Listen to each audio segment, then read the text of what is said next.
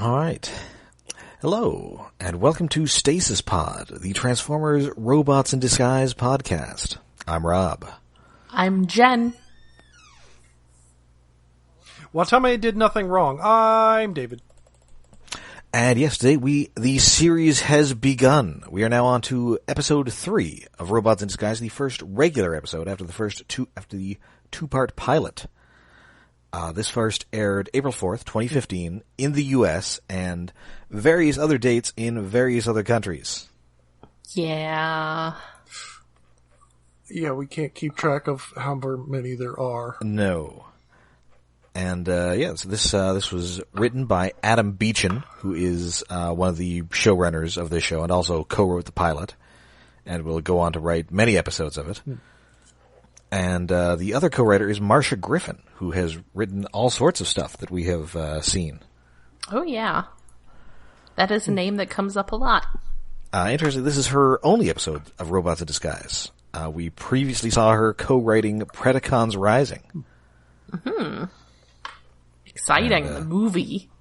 Yes. Big-time movie. That's right. Stuff. A theatrical only on the hub event. Yes. And it looks like since then she's gone to write for a bunch of Marvel cartoons. Oh, okay.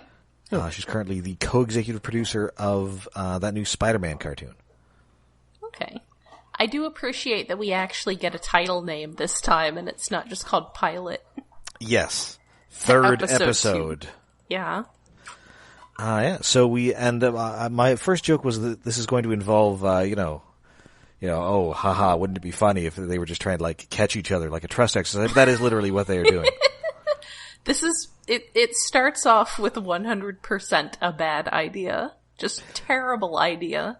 Well, it's half a bad idea because it turns out that Bumblebee and Grimlock are great at this. Well, okay, fine. Because Grimlock actually is trying, and the other two actively just want to injure each other. Yes, and in fact, Strongarm gets actively injured because her head hits a rock or something, and her comm unit gets busted, which is going to be a plot point for the rest of the episode. Dun dun dun. So they end up getting into, like, a slap fight. It's a very... it does descend into, like, 2 8-year-olds fighting. It's pretty good. And as we see Bumblebee, who is literally being fireman carried by Grimlock. Yes, and he comes over like, come on, you two, and they're like... Love lift us up where we belong.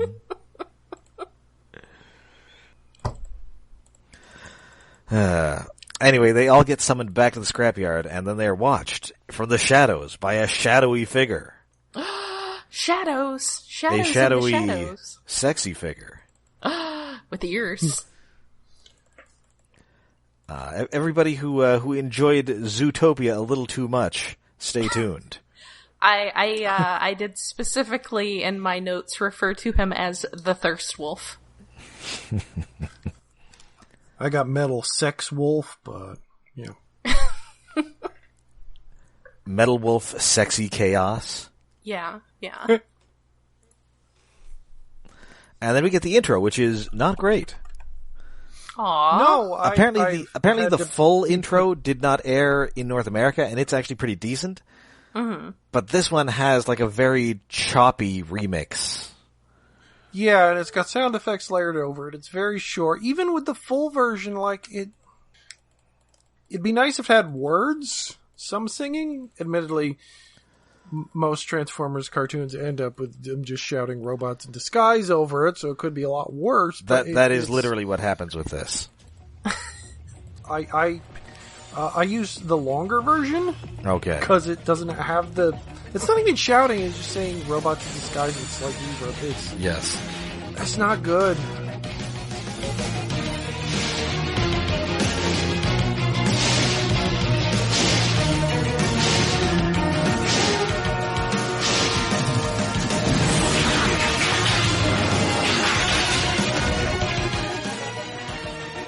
I'm trying to remember, like, the worst Transformers opening. Was it Energon or Galaxy Force where they had, like, some actual DJ guy. That was Cybertron. Yeah. Autobots, Cybertron. Decepticons, go! I mean, that's more Still energetic wasn't than good. this. Our worlds are in danger. But no, I think the worst would be Kicker. Energon, which was somebody yelling Transformers, robots in disguise, and then what appeared to be the Transformers theme played on an out-of-tune Casio keyboard. Yeah, I think that's the Yeah. one I was thinking. Not the Paul Oakenfold or That one, they're whatever at it least was. trying something, and it's very remember- silly, but they're trying something. I remembered there being a really bad one in there, and I couldn't remember if it was... I mean, Robots in Disguise, the 2001 series, had a pretty bad intro song. Oh, that's but terrible. The Energon one was exceptional. And the Energon one, they just weren't trying. See also the rest of Energon. Yeah, that's the thing, is I couldn't remember if it was... If I remembered that theme song being associated with Energon, because I assume anything terrible from that approximate time period was from Energon, but I guess I was correct. It's definitely the least of those three themes. Armada actually kind of has like a decent version of it. Mm-hmm. Although it is sometimes marred by Rad, who wants to tell you about the Transformers. Yes. And then, as with actually a lot of Cybertron, at least an attempt was made. Yes, an attempt was made. And here, an attempt was made, although I feel that the attempt was made starting at 7 o'clock on Sunday night. Sometimes you forgot that you had that major cartoon franchise opening credit song to do, and you just kind of gotta phone it in. Not so much as a Justice Bolts and Gears in this one. Oh, if only we could have that. Anyway, so we get back to the junkyard, and we are getting a distress call from oil tanker Windward. I am a Russian captain. Oh, your thought accent's at least it reminded funnier. me- The accent It reminded me of Peter Stormare. Like, is somebody trying to do a Peter Stormare accent or trying to do the worst Russian accent? It was, I guess, funny, but not a good accent. Also, where is They this asked me to do an accent, and Hunt for Red October was on TV last night.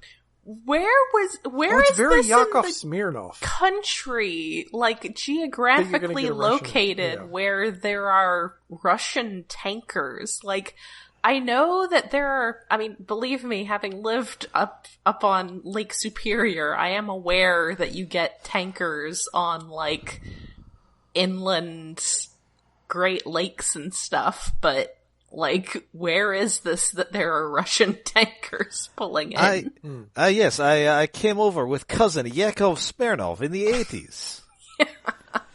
He was comedian, I was boat captain. I mean, I have kind of missed, like, oh hey, we need a random incidental character, or a random incidental, like, one episode villain, so let's throw in a ridiculous accent / impression. You know, that was a fun thing about G1 that later series have not done anything with because times have changed, but... No, I think part of it is that there aren't a lot of contemporary figures who have, like, distinctly impressionable voices. Yeah. You can't just be like, you can't just do like a Peter Lorre impression and have that be 95% of your character. Yeah, that worked in the 80s because people remembered the 50s. Yes. Who were voice actors then. Now it would be like people doing impressions of 80s impressions of Peter Lorre from the 50s. Yeah, I mean, contemporary figures, you know, we do live in a more enlightened age, but also it's very hard to do like a Taylor Swift impression. Yeah, that's fair. Yeah, but I guess the best you're going to get is like a Peter Stormare impression I was gonna or say, something. or a Nicolas Cage. You could do like a Nicolas Cage, I don't know, like a Paul Giamatti. But yeah, Paul Giamatti impression, that'd work. You're going to have to go for more comedic actors. Yeah, I guess you've still got your character actors. Maybe perhaps a Kelsey Grammer. Werner Herzog's always good. Yes. Truly. We watch the penguins, the sadness as the penguin walks to the center of the ice, alone, away from the others. He has no friends. He has no life. Do not stop him. Mayday, our boat is sinking. You may do something about it, or you may not. Do not watch the video of Steeljaw labeled bear action. It is not what you think. Unless you're into that kind of thing. I think it's exactly what I think. No one should watch it. Anyway, Pavel Chekhov here is calling in an SOS as we are under attack from a shark made of metal. A Sharkticon! And it is indeed a Sharkticon, and there was a Sharkticon on board. So they figure, oh well, it must be him then. Although I think we later see a second Sharkticon on the show. Yeah. Because they did they're pretty good about reusing models. Because they usually alter them enough so that it's a distinctly different guy. Mm-hmm. Yeah. Oh, apparently a guy named Ragebite. Ragebite. Ragebite. Ragebite. That is definitely a name that a Sharkticon calls himself. Oh, bite with a Y. But this particular Sharkticon is Hammerstrike. Yes. Yes. We will meet him shortly. So anyway, but there's also some signals elsewhere closer by in the forest. So Grimlock and B are going to borrow one of Denny's gigantic boats and head out to the tanker. And Sideswipe and Strongarm are going to have to check out the signals from a fugitive. To be fair, like, boats like that are absolutely a staple of junkyards, so I'm not surprised he would have a big pile of them, especially if, I guess, they're near the ocean? Question mark? I think Crown City is on the coast? Question mark. Yes. Where is it? We don't know. Somewhere. It's located next to Star City. Oh, sure. Right around Star City. Hop, skip, and jump away from Metropolis. Yeah. Well, that's on the other coast, so that wouldn't work. Is it? What coast is this on? I think Star City is supposed to be West Coast, maybe? Wait, right. I think Star City is I think Star City is kind of like a fake Seattle. Yeah, which is kind of what this feels like. The look of this series with the trees and stuff always makes me think of like around the Great Lakes. Oh yeah, but apparently it's not. Well, I mean you could have a freighter in the Great Lakes, theoretically. Yeah, but it looks like a really big body of water where you don't see land on either side. Well, that's the Great Lakes. They're you may have heard, but they're big lakes. You might even say they're great. I don't know. I guess I've never been in the middle of one. I mean, even if you get into like Lake St. Clair, which is adjacent to the Great Lakes, you still can't really just see land from certain points in it. Anyway, so they get there. Nobody is there, Russian or otherwise. But then they are under attack by a submarine. A submarine that is a shark. Oh no! Isn't it? He's like... Is he? I guess he is a submarine, because when you see him, when he's sort of like on top of the water, it's a very speedboat look, but I guess it's like a very... It's not like a rounded submarine. He's like a pointed submarine. Mm-hmm. Oh, and he's sort of nuclear submarine shaped because they're kind of pointy at the front, but he's also like not giant. Captain, it is a nuclear vessel. Yeah. It's a nuclear vessel. And I also he should have had the Russian accent. But I also forgot to mention that Fix-It remains desperately lonely. Yes. Oh, yeah. Because he wants them to bring him back like a rock or a soil sample or something. Also, he gives them a new capture device, and Bumblebee's like, "Is it gonna work this time?" And or are you sure? Are you sure it won't work? And Fix-It's like, not really. I love Fix-It. he's good. He's so lonely. Please, all I have to keep me company is this small child. His small alien child. And his wacky dad. Their antics. They both require an adult, and that is unfortunately me. I just really liked him being so, like, haha about the capture device not working. You kind of see why they put this guy all alone on a prison barge. Yeah, you would think that maybe they wouldn't have, like, made him responsible for quite so many actual prisoners. Well, clearly it wasn't a good idea. Yes. It was not. So anyway, the submarine transforms into a hammerhead shark man. Dun dun dun, who is also still has a, not a Russian accent, but still a funny accent. Yes. It's kind of like a British, like a cultured pirate voice.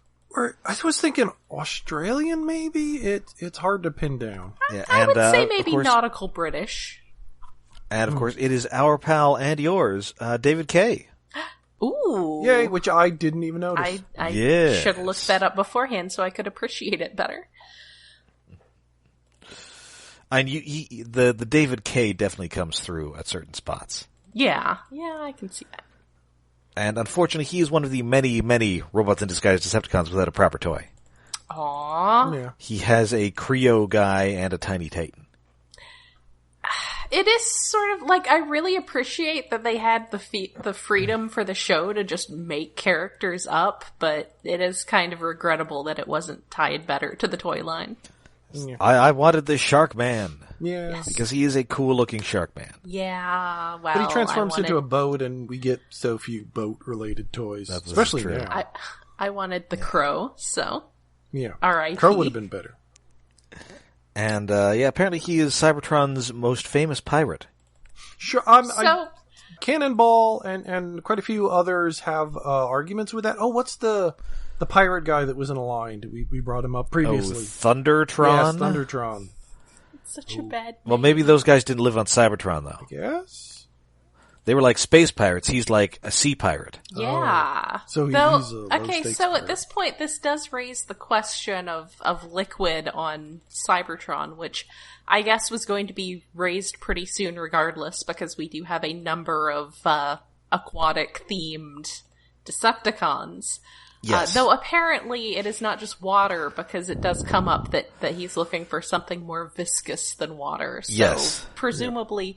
I assume, I guess it wouldn't have to be like a transparent fluid, because they do have other sensors and stuff that they could probably see even if it was an opaque fluid, but I have a lot of questions. It could be viscous and clear, like corn syrup. Corn syrup, yes. So yes, apparently they do have some sort Naturally of... occurring corn syrup. Yes. Naturally. I think that's just called corn. But apparently Cybertron does currently, whether it did in the past or not, have some sort of viscous fluid bodies of not water. So, good to although know. it's not as nice as Earth's, because Bumblebee is all, hey, Grimlock, check this out. It's so beautiful out here. Earth's bodies of water. Yeah. They've got so much life in them, like these Sharkticons. Yeah, and also they're not like viscous and goopy and full of pirates. Yeah, Cybertron's probably full of pirates. Yeah, well, I guess one fewer, because they sent this guy to jail. Yes. And I guess the penalty for piracy on Cybertron is not drawing and quartering. No, it's just going in a stasis pod. well, drawing and quartering might not entirely be effective, because a guy could just split into all those body parts and run away. Well, stay tuned for next episode. Oh, Yeah. okay. But yeah, they're out there on the ocean, and Grimlock wants to punch the ocean or anything in it. Oh no, do they say ocean? I think I don't know. I think they do say ocean. Yes. Yeah. Okay, so it's got to be. Yeah, so I Yes. guess we do establish here that this is it's a coastal city, though whether that continues to be the case in future episodes, I guess we'll find out later. Yes. It's like Springfield. It's got a coast. It's got a big desert. It's got Yeah. a bunch of farms around it. It's got whatever it needs at the moment. Well, if it has all those things, I guess Springfield is in New Jersey. If you count the Pine Barrens, is it a desert? Well, no, it Sure. isn't at the same time. It's by the coast. Anyway, yeah, so so Grimlock jumps in, sinks to the bottom, and cannot get back up. Yes, this plan was not thought out. It's Godzilla time. It's time for just walking along the bottom of the sea. Godzilla's really good at swimming. Have you not seen the recent movies? Oh, I thought he just, walked along the bottom of the sea. No, because he lives in Atlantis. Well, yes. I guess in the recent one he did swim, yes. He was swimming alongside aircraft carriers and stuff. And just I think he swims in the Matthew Broderick one, too. Probably. Yes. Because he gets to New York, and I'm not sure New York Harbor is... Actually, I'm not sure the structure of New York Harbor. It might be deep. Yeah, somehow he gets from Japan to New York. Yeah, that movie does not make any sense if in any examination. I mean... It's a worm guy. I mean, either that or they were really not paying attention one day at the Panama Canal. Yes. Tanker boat, giant lizard. A man, a plan, a giant iguana in a can. Somebody get me a worm scientist. But he has walked onto shore in previous... Oh, I mean, I think he usually, by the time he gets to shore, it's like when, a person's swimming in the ocean. Yeah. But then they, walk up to the shore. Yeah, I guess that's fair. Fine. The point is Grimlock cannot swim. No, he cannot. Despite his very US Godzilla chin, he cannot swim. No, all he can do is yell at some fish. He's kind of wider, so I guess he's not designed for waggling his tail as easily. He is not hydrodynamic. No, he's not. Poor guy. And Bumblebee does manage to get the better of Hammerstrike, but then the Coast Guard gets there, and Hammerstrike vamooses out of there. Yes, it's very convenient that the Decepticons seem to also, while not saying that they're interested in preserving any kind of cover, they do at least seem to manage to not blow everybody's cover by running around as robots. And meanwhile, back on solid ground, Sideswipe and Strongarm have split up over her stated objections. Good job. And of course, it is her who runs into Steeljaw, who quickly renders her unconscious, and then ties her up with a big chain. So when he first shows up, for the first couple seconds you see it, they don't do this consistently, but for the first moment he's on screen, his ears are really emotive. Yeah, they perk and tweak and the very cartoon furry fox face with emotive ears. It does seem to not happen as much as the episode goes on, but he's a lot of body language going on and smooth talking, trying to be I'm just an innocent Decepticon lost on this world, trying to start a new life and not cause problems. And whoops, your gun's gone. Yeah, as soon as Strongarm wakes up, he's all, "Hey, girl." Yeah, he's like I said before, he's very sexy. He is definitely created by someone who understands the appeal. Hey, have you ever seen that movie, Robin Hood? No, not the one with Kevin Costner. Yeah, and I remembered a lot of people really liked Steeljaw. I forgot that his very first introduction is, he's a smooth wolf. Wow. Yes, he is he's what Starscream aspires to be. Yes. Starscream doesn't have the subtlety to be like this, but he would love to. Well, he's a Starscream, and I think we can tell you now that, there's no Megatron in this series, so he doesn't have anybody to continually betray. Yeah. Yes. Just everyone else he runs into. And he was voiced by Troy Baker, a very prolific voice actor. Yeah. He is, I think, the main guy in The Last of Us. Sure. He is Marvel's go-to Hawkeye and Loki guy. Oh, okay. He pops up in a bunch of anime as a smooth-talking guy. He's Greed in Full Metal Alchemist. Brotherhood? I forget if he's in the first version. But... Was he on, I'm probably mixing him up with, D. Bradley Baker, actually. was gonna say, wasn't he on, like, a TV show or something? Probably. No, nothing springs to mind, I don't But think. I'm probably mixing him up with D. voices? Bradley Baker. Yeah, his IMDb just looks like D. Bradley Baker gets around a lot. voice Who is stuff. also a voice person, but also a face person. I'm reasonably sure D. Bradley Baker is going to show up at some point during Robots in Disguise. Would not be surprised. Probably. So, basically the point is Steeljaw, very sexy and very, like, manipulative. Like, he knows exactly the right thing to say. Yeah, he's all, no, I was a guard on the Alchemor. So why do you have a Decepticon symbol? Oh, so I could, blend in. Yeah, that's the ticket. Yes. Except it's, the funny thing is, I think I've mentioned before with other characters how it's always, like, not done convincingly so that it's at least communicated to the viewer what's going on, but, like, they don't even do that. Like, you could totally think that Steeljaw is actually... He's good. He's real good, and they don't even try to have him act like he's not. No. So anyway, everybody is, Sideswipe goes back to the scrapyard, having not realized that any of this is happening, and he just finds that Fix-It and Russell are there, and they're all, we got a message from Steeljaw, or from Strongarm, and things are bad. You should go find her. Yeah, she's run into some trouble.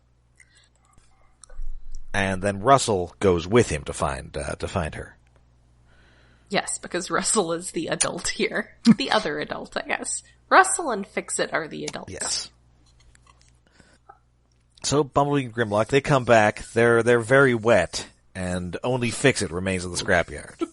So he looks up the Sharkticons, and he goes, oh, well, they like being in viscous fluids. So maybe he's going to flood the sea with oil, which would be bad. Yes. Also, they said that Grimlock had a bath. Yes. And he definitely looks like a dog who has had a bath. Very wet and Very sad and He bedraggled. probably also smells bad. Yeah, probably. Much like a wet dog. Yes. And hey, luckily, Denny is there, and he's all, well, hey, if he wants oil, there is a refinery that is close by, and get ready to take a drink, everybody, because it is Robots in Disguise's favorite plot convenience. That refinery, totally automated. Yeah. Yay! Convenient. It is overly convenient in this series. I mean, This is going to happen a lot. it made sense in animated because that was all about automation and robots everywhere. Uh-huh. But here, why so many things in this near this big city are just automated and empty and no thing. And this series, at least, there are other people models, as we will see, other than just like the 4 that were in Prime. Well, it is the future. Maybe everybody's been replaced by robots. I mean, apparently they have, if everything is automated. Well, Yes. if you live near Maine, yes, and there's robots defending a city. Well, yes. Well, You're in fact, near Griffin Rock. we may get a tune into next episode when we maybe get some hints about rescue bots. Yeah, that was interesting. So they decide, we're gonna beat feet to this refinery and figure out what's going on there. Yes. So anyway, they Russell and Sideswipe, they find this old ranger station. It looks like Steeljaw has been there, but he has not taken all this fluorescent paint. It's convenient fluorescent paint. Well, I mean, they at least explain why it's there. Yeah. You mark trees with it or something, and Sideswipe is all, well, why should I even bother rescuing Strongarm? Because if she's alive, she'll still be mean to me. I mean, she'll never respect you if she's dead. Yes. And then Russell has to say, well, she'll also never respect you if you continue to be Sideswipe. Yes.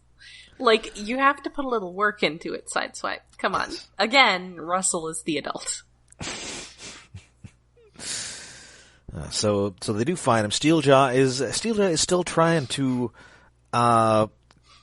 sway Strongarm to his side and or put the moves on her. Yeah, but, she's in chains. He found a lot of chains and tied her up. And like, on Netflix, like, as the episode was loading, because apparently it takes a while for things to load for me. So for like a minute, I was staring at this image of Strongarm in chains, in bondage, just sitting there. It's like, I guess I get even more why there was so much fan art about this series. Like, there's that, and everything with Steeljaw. He's like the male version of, like, I don't know, Black Arachnia. Yeah. So Strongarm, do you like movies about werewolves? So I really appreciate Sideswipe's assessment of the situation when they're watching and you know, he's seeing Steeljaw and he goes, I don't trust him. He's too cool. Yes. And for, like, a lot of times when characters in series say shit like that, it's like, oh, this guy's cool. Usually it's like, no, that comes off as bullshit. This is one of the rare times when it's like, he's right. Yeah, he's right. Obvious. This guy is obviously just, like, a smooth talker.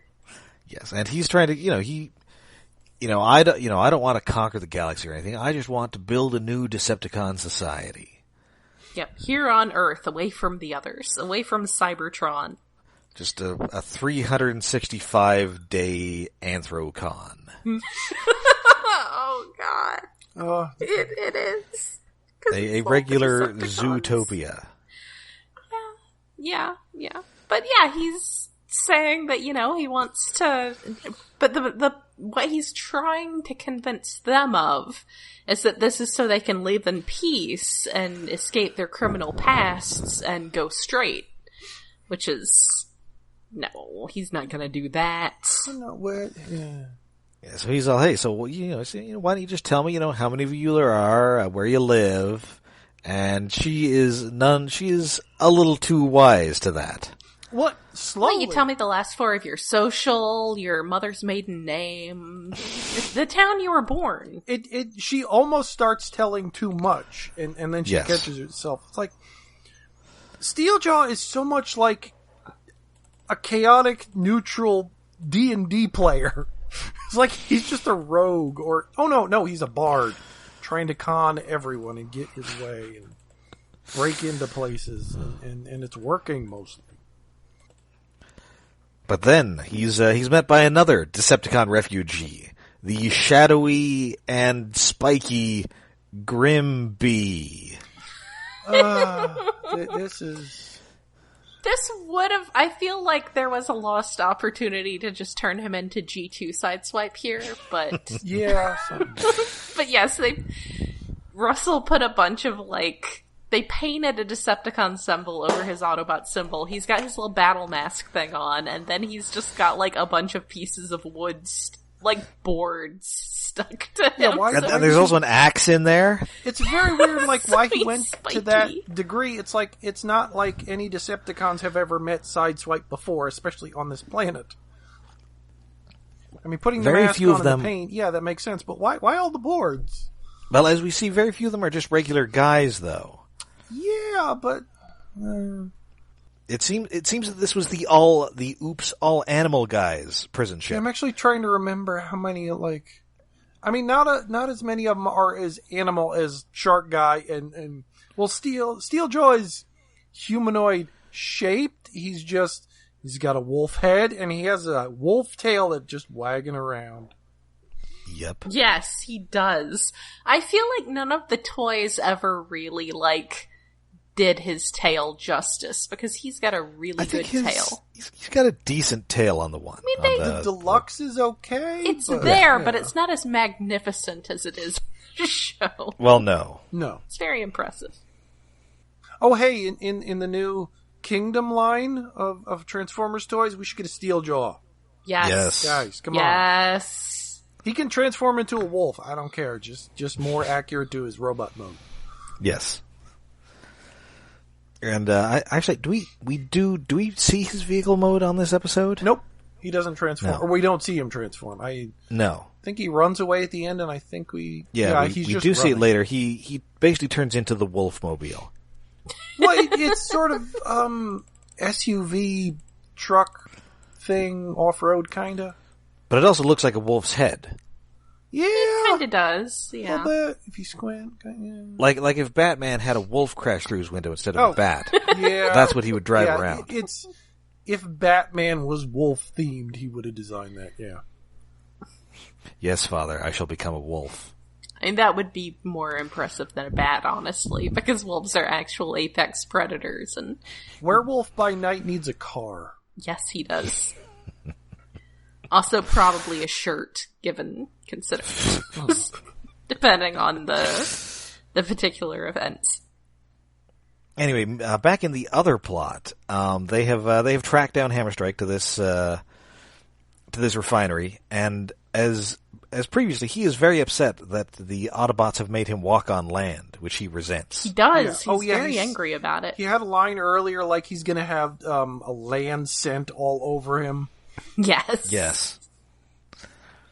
And all his comrades from the Gorgian depths will be won't talk to him anymore. Aww. So they he opens up this oil pipe. Everybody's everybody's sliding around in this oil like it's the end of the transporter. It's pretty great. He has like oil skating, oil dancing. It's all kind of action on oil. Yes. But Getting then all lubed up. Slippery action. But then via the power of teamwork, Bumblebee manages to push. Oh, when the fighting starts, though? Mm-hmm. Oh no, the dubstep's back. Yes.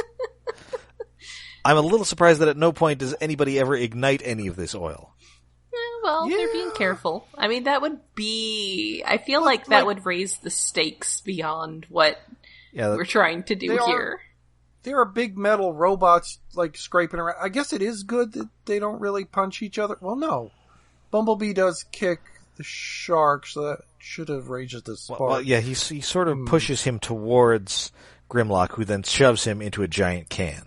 Yeah, it is kind of surprising. It's an oil barrel. A giant oil barrel, big enough for a robot shark submarine. Yes. Yes, and Grimlock is very disappointed because he did not get to punch him. He's sad. Yeah. He never got But then he starts yelling, and then he punches the can, and he feels a little better. That was pretty great. Bumblebee's like, you feel better? It's like, a little bit. It's really good. Grimlock is really good in this episode. He's really adorable. He's a hoot. Yeah. He's trying so hard. Yes. And speaking of trying hard, Sideswipe is kind of, sort of, maybe not convincing Steeljaw what's going on, but Steeljaw is at least humoring him, and that gives time for Russell to get Strongarm out of these chains. Yes, Steeljaw apparently has not seen a human up to this point, so he's like, what is that thing? Yes. It's native life. Come on, settle down. And also it turns out that the prisoners all have tracking devices in their Decepticon symbols. Yeah. So he has clawed his. That is interesting. I'm curious who made that decision. Yes. And also it has the added effect of making him look like a badass. Yes. Yeah. He's very cool. just these sick claw marks over my Decepticon symbol. Very tough and cool. But also then he can be like, I'm not being a Decepticon, I'm gonna be good now, except I'm not. I'm just pretending. Yes. So he does get kicked in the head by Strongarm, but he also knocks a giant tree on top of Russell. So she has to save him, and he gets away. Alas. He will get to become a recurring character. I mean, they have to have recurring characters at some point. They do, and unfortunately Hammerstrike will not become one because he is just stuck in this can. Aw. They do make a joke about canned tuna at one point. Yes, they do.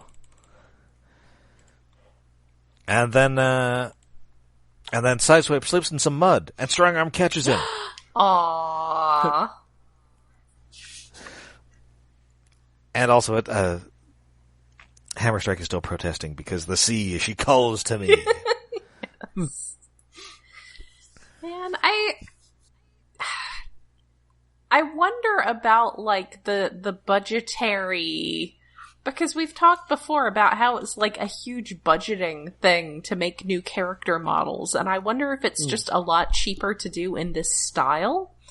Because I feel like we get a lot more character model. I mean, we do. We get, like, characters who show up for a single episode, and that's absolutely not something you would have wanted to do in Beast Wars. So Definitely not. No. I will say one thing they do here is often they will reuse a model. Yeah. But for it to make a different guy. Thermidor. Yeah, change the head, maybe, change the color scheme. Yes. It does happen, but there's a lot of models. Oh, yeah. Even just compared to Prime. And it's interesting because they appear to, eventually, we're going to see, like, some Viacon show up in the background. Yeah. So I guess they were able to share those presumably models. had assets left over. Yeah. At least for the Viacons. Yes. I think they're the only shared design, probably. I'm trying to think. I think we see some Insecticons, too. And I think we see, like, a fake arachnid. Like, it's not arachnid, but there's, like, a background spider person who's, like, orange or something. Oh. Scare arachnid. So, yeah, whatever they do, though, they have very effective models here. Yeah. And I appreciate it. Yeah. And yeah, so this is the template for our episodes of Transformers Robots in Disguise. Yep, it's time for Villain of the Week. Yep, you got a villain of the week, you got some personal issues between a couple of your cast members. Sometimes you have two villains of the week. Yeah. Yeah. A's and B plots. That's right. Although I'm not sure, I guess Steeljaw is the A plot because he's Steeljaw. Yeah. He's kind of the meta plot. Yes, he is going to be in this show until the very last episode. Yes. So you will get your fill of Steeljaw. Which is still amazing that he only had one deluxe. Yeah, that is crazy. I think that they really got a handle on how to make those deluxes better by the end of the line. It would have been cooler if he had had an updated one. Yeah, something like. I agree. Oh, here's a power up. Here, have an Energon sword or something. He needed a better toy. Something. Needed a fluffier tail. They just make him flocked. Yes. Yes. Give him a rooted hair transforming tail. flocked toy. No, Yes. no. Do you not remember when there was actually a transforming horse with hair and how horrifying that was? Yes. Well, I think that was more that the transformation scheme was horrifying, not so much the actual hair. Yeah, Well, that the engineering of that whole series was a lot. Yeah, you'd finish transforming that Ammonite guy and you were pretty sure you were about to summon Pinhead. It was bad. It was real bad. Except for Stampy, who was just Transmetal Cheetor. Was it? Well, yes. Wait, was Break in that line? Yes. Break was in that line. Break looks, I don't know, I never got Break, but he looks cute. Admittedly, 80% of his shell ends up on his shoulders, but... Yes. He's basically a pretender. Yes. Yeah. He pretends to be a real Transformer. Oh, Yes. burn. So yeah, this is how most of these episodes are going to go, and I thought this was a pretty good one. I think Steeljaw is very compelling. Yeah. And I thought Hammerstrike was fun, although obviously not as deep. Yeah. Yeah, I think it's... I appreciate that we're to a point of adding characterization with silly accents. I think Steeljaw's a really good ongoing villain, and like I said, he's just... I think it's really good when you can write a character who's just that manipulative, who just knows exactly what to say. So he's good. I look forward to seeing more of him. Yeah. Yeah, and he's a new villain. Yay. Yeah. A recurring one. Yes, he is a totally new guy. I mean, he has a reused name, but he's not like the cassette. Yeah, he's not an Autobot at cassette, who wasn't even that much of a character, but still. No, he's a new guy who's important and ongoing, and even though the shark is nice too, but he's a one-off. Yeah. Mm-hmm. I think. So, I believe that now brings us to David's Tokusatsu Corner. Yes, this week on QQ Sentai, Go-Go 5, The Foreboding Starry Sky. It's, what is it? the alien mom, Grand Witch Grandini's yelling at her kids. It's like, oh, Dinas is useless, Kobold's useless. Salamandines, you're in charge now. You're the youngest, but you don't seem like an idiot. So he sends out a monster, marionette beast puppet tongue, which is a sort of a giant walking flower that purrs. Okay. Like its laugh is sort of like a loud purr. It's weird. It has tentacles it uses to control people and have them talk. It puppeteers people. Okay. And I guess the tentacles do come out of where its tongue would be on its flower face. Anyway, the episode is about Blue had an old high school friend, a girl who's looking at the sky, sees a blank spot in the sky. Oh, there's an asteroid there or something. And then goes to report to scientists who get controlled by the plant puppet tongue. And she tries to call Blue to tell him about it. It's like, oh, there's things, because we made a promise when we were younger that we're not going to date or anything until you become a professor and I discover, like, a new planet or something. Ooh. I want to discover a new planet. And it's like, oh, I discovered an asteroid. That'll do. But it turns out it's a giant negative energy asteroid coming to collide with Earth to power up Grand Witch Grandine so she'll have a full body. Because she's still cranky about just being a face in a rock. I mean... Which really doesn't sound like fun. Relatable. Yeah. Anyway, there's some stunts involving an exploding bike, and why does the monster purr? It's weird.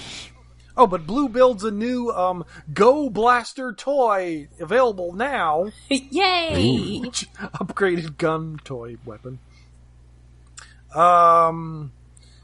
And the episode progresses, kind of predictable, except for the fact that a fight at the end, like, well, the Rangers are fighting the plant monster. Blue goes off to fight Salamandines and a bunch of imps in an Old West ghost town with signs, including, like, says Sheriff's Office and the Green Bank and things in English. Like, it's just this old shootout, like it's a Western stunt show set in Japan. Maybe they had an old one lying around. Yeah, because I've seen it in other shows. It's in at least Kaku Ranger and probably shows up in a bunch of other ones. It's weird because they were like fighting in a foggy field, and then suddenly Blue and Salamandines are in this Old West town nearby this field, and it's just odd. Like, suddenly it's a Western for, like, 2 minutes. It's kind of a cool fight there, but it's just bizarre that it happens, and so, there's the sheriff's office. Why? Okay. I mean, sometimes I feel like the stunt coordinators in these shows just get bored. It's like, we have this old set, let's just use it and have fun. And then it just fits in the episode wherever. But it's like, this one is just more random than that usually happens. Like, there's also, like, an old, Edo era Japan feudal era sets that shows up in a lot of shows, although more often newer shows. And it's usually like, oh, we got time traveled and we're in the Edo era, which often happens in, like, Kamen Rider movies or something. But there's just no setup. It's like how Star Trek had a couple old West episodes because, well, we've got these sets. I hate it when that happens, when you just are suddenly in some other time period. Oops. But it's just, this one is just so out of left field, because, like, usually it's like, oh, we're fighting a Western-themed villain or something, or there's a gimmick of, like, every once in a while there's a gimmick of a monster that, like, controls movies and, like, will change the sets, and will have, like, a camera and nonsense like that. But this is just, walk to the side of a field, ghost town. What? Because it was like there was not any people there. It was just this West. It's weird, but okay. Episode they defeat the monster, and in the end, Blue, I guess, I don't know if he counts as a professor yet or whatever. He's researching shit, and she discovered thing. Oh, but it wasn't a real asteroid thing. It's a fake alien asteroid. So I didn't want to name it after you. So here's a handshake, and we're gonna keep working until we become professors. And he's just, okay, I'm friend zoned. What happened here? I think it's supposed to be funny, and it sort of is, but it's just odd. that she's massively into science. And it's like, we can't be together until we've done science. Okay? That's how I feel, though. You have to do the science first. Then you can have a relationship. It's like dessert. Okay, so we'll be back next week, but until then you can find us all over the internet. We're on Facebook, we're on Twitter, and we have a Patreon. Yes, we are hosted by iaconunderground.net, where we have Patreon set up for hosting and other expenses. That is at patreon.com/iaconunderground. And this month, again, Cat, now is not the time to start knocking my dice around, Cat, please.